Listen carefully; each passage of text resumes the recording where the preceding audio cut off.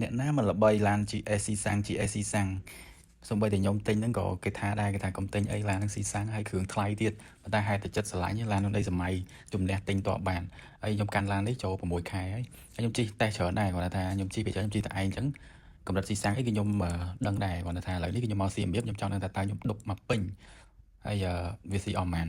អញ្ចឹងខ្ញុំមកសៀមរាបនេះខ្ញុំចាក់30លីត្រអញ្ចឹងមកដល់សៀមរាបគឺនៅសល់សាំងច្រើនដែរអញ្ចឹងមានថា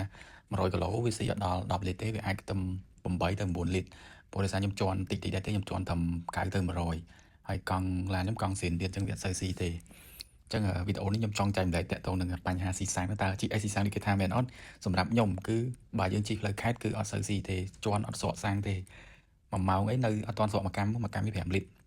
ប៉ុន្តែបើសិនជាជិះនៅភ្នំពេញគឺស៊ីដូចផឹកទឹកអញ្ចឹងជិះតែ3-4 stop អស់មួយកម្មហើយគឺខ្ញុំមិនដឹងមិនទេតែវាស៊ីខ្លាំងនៅភ្នំពេញអញ្ចឹងសម្រាប់អ្នកដែលចង់ទិញគឺអាស្រ័យទៅលើតម្រូវការរបស់អ្នកនរគ្នាថាតើទិញដើម្បីអីជិះទៅធ្វើការឬក៏